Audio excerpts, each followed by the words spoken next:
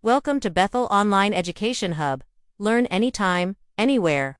Don't forget to like, comment, share, and subscribe for more. Let's learn together, the Bethel way. So good day everyone. Now let's proceed to our topic for today. It's all about text-of-speech context. So communication is an essential part of human interaction and it happens in different ways depending on the context. The type of speech context explains how messages are delivered and received as well as the number of people involved in the exchange. So this context shape the style, tone, and purpose of communication. So we have the first type is yung interpersonal communication. It occurs within oneself, and and it and it involves self-talk, reflection, and decision making. So, for example, then when a student thinks about to answer a teacher question, he or she engages in or intrapersonal communication. So the second type is the interpersonal communication, which is happen between two or more people. This can be a chaotic of communication, such as conversation between friends or small group communication. So we have another type is yung public communication, which take place when one person address an audience and usually requires preparation and formal style. Lastly, we have the mass communication, which is direct toward a very large audience through various media and channels. It can be traditional like television, radio, newspaper, or digital, such as social media platforms and online news. So, in conclusion, this type of speech context is intrapersonal, interpersonal, public, and mass communication. So, highlight the many ways of people connect and share message. Understanding this context allow us to adjust our communication style depending on the situation, making us more effective communicators in both personal and professional settings. So next, intrapersonal communication. This refers to communication that's centered on one person where the speaker acts both as the sender and the receiver of the message. So interpersonal communication is the most basic form of communication because it is happen within a person. It is the process of talking to oneself, reflecting on experience or analyzing situation internally, unlike the other types of communication that involve interaction with others. Interpersonal communication is private and personal. So this kind of communication is important because it helps individual to understand themselves better. Through self-talk and reflection, people can assess their feelings, evaluate their action, and make a sound decision. For example, a student may use interpersonal communication to motivate himself in exam or to reflect on mistakes after receiving a low grade. So, moreover, intrapersonal communication allows people to prepare for social interaction. So, before speaking to a teacher, friend, or audience, individuals often rehearse their words in their mind. So, this shows that communication with oneself builds confidence and improves the way a person expresses uh, to the others. So, in conclusion, ang interpersonal communication plays a vital role in personal growth and decision making by engaging in reflection and self-talk. Individual develop and self-awareness and improve how they interact with the world around them. So, yun nga, meron siyang definition yung communication that happens with yourself. Siyempre, yung forms then, yung self-talk, reflection, decision-making, daydreaming, and analyzing situation in your mind. At nagkakaroon din ng purpose to help in understanding yourself, clarifying truth, solving problems, and making choice. So, yun nga kanina, nagbigay ako ng example. Ah, meron pa na a student thinking, did I study enough for the test? Maybe I should review one more time.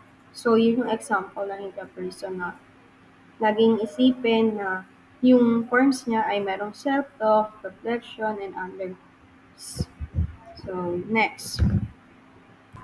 So, interpersonal communication is referred to communication between and among people and establish personal relationship between and among them. So, mm, interpersonal communication is the exchange of message between two or more people. So, it is one of the most common and essential forms of communication because it allows individuals to connect, share ideas, and build relationships. So, this type of communication may occur to face, over the phone, through digital platforms such as a chat or video calls. So we have importance of interpersonal communication lies in lies it is ability to create understanding and cooperation among people. Through conversation, individual can express their feelings, clarify misunderstanding, and work together toward common goals. For example, a student use interpersonal communication when discussing uh, a group of a group project, while their friends rely on it to strengthen their bond and support one another. So, moreover, interpersonal communication develops both personal and professional skills. So, we have each teaches people how to listen, respond appropriately, and respect different opinions. So, good communication with other leads to better teamwork, stronger relationship, and healthier social environment. So, in conclusion, interpersonal is more than just an exchange of words. It is the foundation of human interaction. By practicing effective interpersonal communication, individual can foster understanding, cooperation, and lasting connection in various aspects of life. So next, we have JAD communication. Communication occurs between two people. The term JAD itself means a pair or a group of two. So JAD communication is a fundamental form of interpersonal communication that allows personal connection, immediate feedback, and a deep understanding between the participants.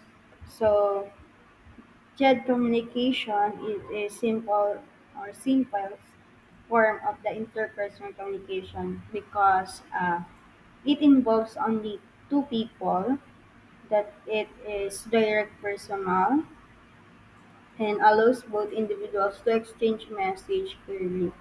So this type of communication often occurs in daily life, such as when a student talks to a classmate, a child speaks with a parent, or a friend confides in another.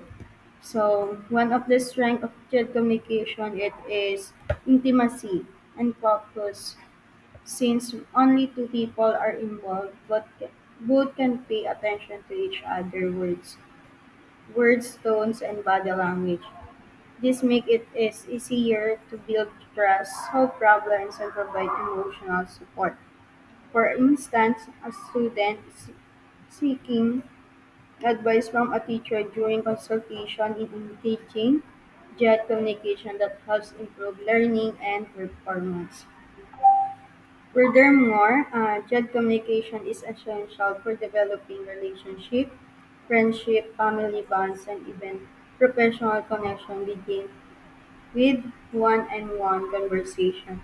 Through Jadic exchange, people learn to listen and respond appropriately and respect in one another's perspective. So, Jadic communication is an important type of speech context that fosters understanding between two people individuals. So, by engaging in meaningful one-on-one conversation, people strengthen their connection and enhance their ability to communicate effectively. Next, small group. Involve at least three but not more than 12 people engaging in a face-to-face interaction to achieve a desired goal. So, small group, it is a type of interpersonal communication that takes place among three or more people into people who interact with one another to accomplish a shared purpose. So, unlike chat communication, which involve only two individuals, small group communication allows for broader exchange of ideas and perspective.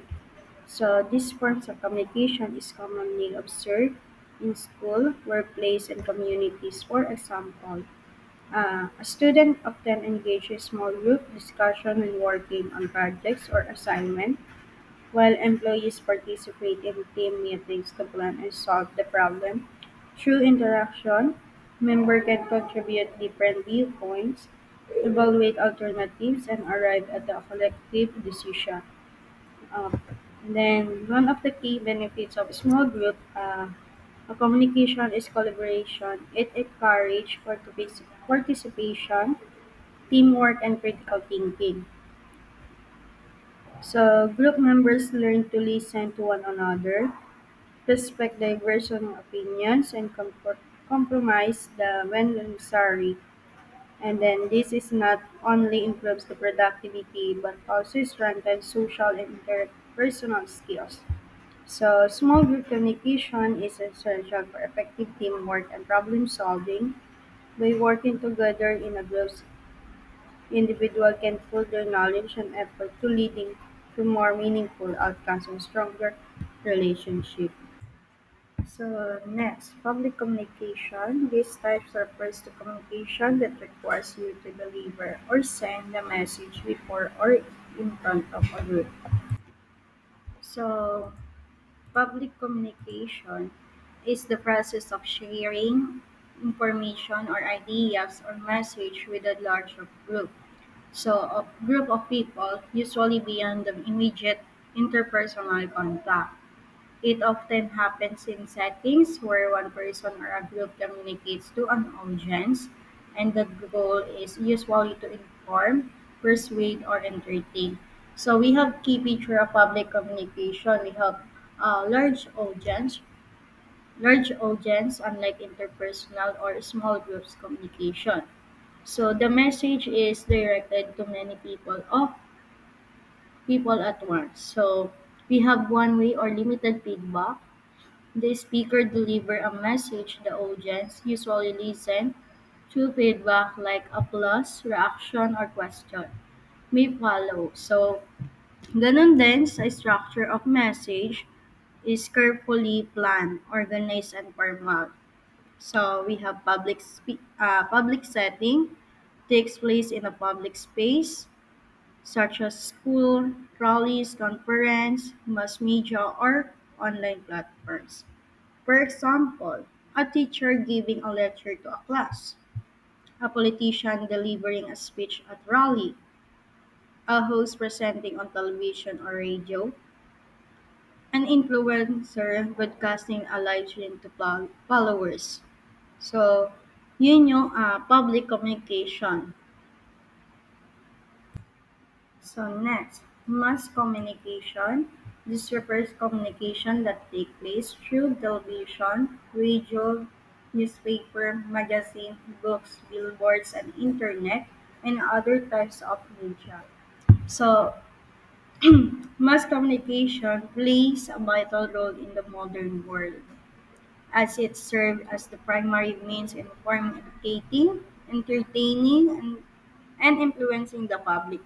Unlike to face-to-face or small group communication, mass communication reach a wide and diverse audience through the use of technology such as television, radio, newspaper, films, and the internet. Because of this, it has the power to connect people across distance and culture. So one of the most important function of mass communication is the dissemination. of information. So we have news program, online articles, and social media platform. Allow people to be updated on current events and issues happening locally and globally. In this way, citizens are able to make informed decisions in society, whether in politics, business, or daily life. Mass communication also has educational function, as it knowledge through documentary, educational show, and online learning platform. Moreover, mass communication serve as a source of entertainment and culture. So we have films, television, dramas, music, and social media. Social media content offer relaxation and creativity, inspiration to people of all age. At the same time, uh, it in it in influence public opinion by shaping values, beliefs, and trends. For instance, advertisement and political campaign use mass communication to persuade audience and gain support. However, the mass communication also come with the challenges. So they spread of misinformation, fake news, and harmful content poses risk to the society. So it can also create cultural homogenization where local traditions are overshadowed by global influence. So therefore, media consume most practice and critical thinking and and, res- and responsible media use. So mass communication is power tool that connect people, spread information, and shape society. When used responsibly, it becomes a bridge that unites individuals and communities, fostering fostering awareness and understanding in rapidly changing world.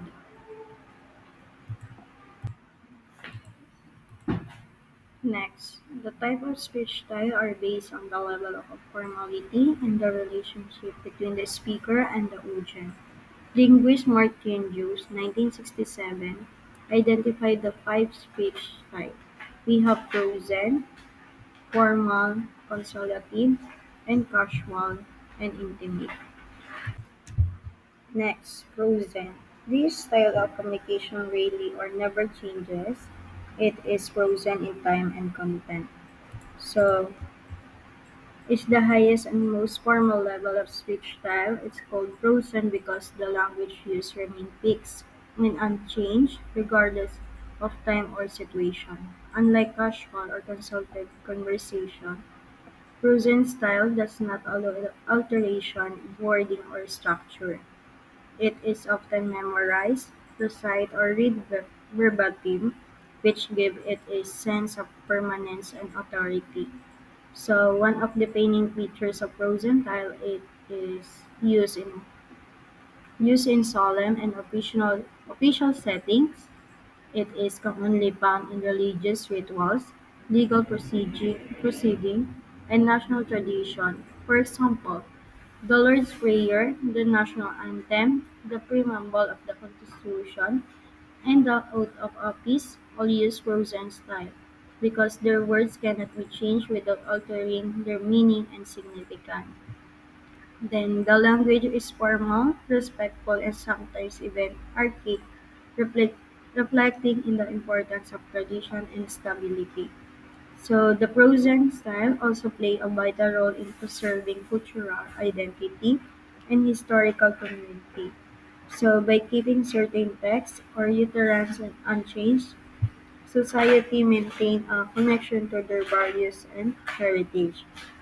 So this unchanging nature provide not only a sense but of unity but also an assurance of creativity and solemnity in communication. So present style is more than just a form of speech. It is a way of safeguarding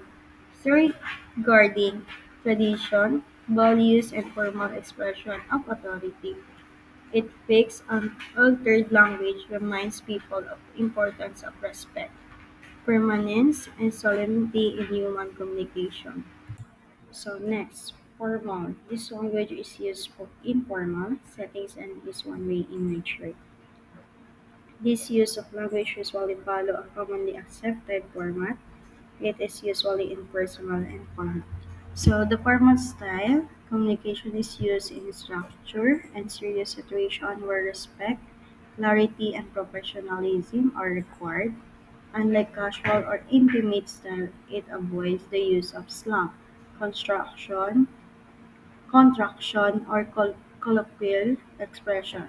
So sentences are usually complete, well organized, and grammatically correct, making the message clear and appropriate for official or academic context. So formal style is often applied in speeches, reports, business meeting, academic lecture, and official documents. So, for example, when a teacher delivers a lecture, a manager gives a manager, a manager gives instruction to employees, or a speaker addresses a large of audience. The communication follows a formal style. So this ensures that the message is delivered in a precise, respectful, and professional manner. So the importance of formal style lies in its ability to maintain professionalism and creativity. It creates an atmosphere of seriousness, which is especially necessary in situations where authority, knowledge, or respect must be demonstrated. At the same time, it reduces the risk of misunderstanding because the language is careful, chosen, standardized. So, the formal style is an essential type of speech style that highlights respect, order, and clarity in communication. It is the most sustainable style for academic, professional, and official interaction as it ensures the message are delivered with authority and proper decorum. So next we have consultative. It is formal and societal expectation of company that user of this speech. It is professional discourse. So consultative style is a type of speech style used in semi-formal communication where interaction between the speaker and the listener is necessary. Unlike the frozen or formal style, we are uh, which are fixed and highly structured. So consultative style allows for feedback and active participation. It is often used in situations where professional or knowledgeable guidance is needed, such as in classroom, medical consultation, or job interviews.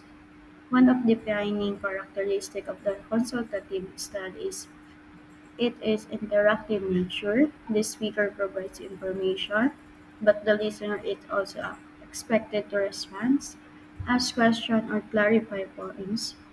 So, for example, in a in a teacher-student interaction, the teacher explains lesson while the student asks a question for better understanding. Similarly, in a doctor-patient conversation, the doctor gives a diagnosis and the patient provides the detail about the condition. So the consultative style, it is important because it bridges the gap between formal authority and active communication, and it maintains respect and professionalism while at the same time encouraging participation. This balance makes the style effective in building understanding, solving problems, and making informed decisions. So the constructive style is valuable form of communication that combines instruction with interaction by allowing both speaker and listener to contribute. It ensures that communication is clear, cooperative, and purposeful, especially in educational, professional, and advisory settings. So next, casual. This is an informal language used by peers and friends. Slang, vulgarities, and colloquialism are normal. So this is a group language. One must be a member to engage this register. So it's an informal type of speech style that is commonly used in every conversation with friends, classmates, peers, and people who share a close relationship. unlike the formal and consultative style, which requires the structure and politeness. Casual style is relaxed and spontaneous. It often uses simple words, slang, idiomatic expression, and even the incomplete sentence, since the meaning is easily understood with the group. One of the main features of casual style is the use of personal language. People in casual conversation may call each other by nickname, use inside joke, or speak in playful and expressive manner. So, for example, chatting with friends after class, telling the story during lunch, or joking around in a group, all reflect casual communication because the participants know one another well. There is a less need for strict grammar or careful wording. So, casual style plays an important role in building and maintaining social relationships. So, it creates a comfortable atmosphere where individuals can freely express their thoughts and emotion without fear of judgment. This openness strengthens bonds and helps people feel a sense of belonging within their group. So, the casual style is natural and flexible way of communicating that reflects familiarity and closeness among people. It is essential in daily life because it promotes friendship and relaxation, genuine expression in human interaction. So next, we have intimate conversation take place between the person of close alliance or relationship. Example is your married couples, lovers, and family members. So, intimate style is the most personal and private form of speech type. It used in conversation between people who share a very close relationship, such as family members, best friend, or romantic partners.